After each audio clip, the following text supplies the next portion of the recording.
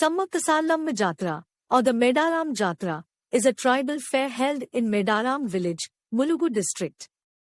Despite being performed by the Koya tribe, it is primarily celebrated by non-tribal people.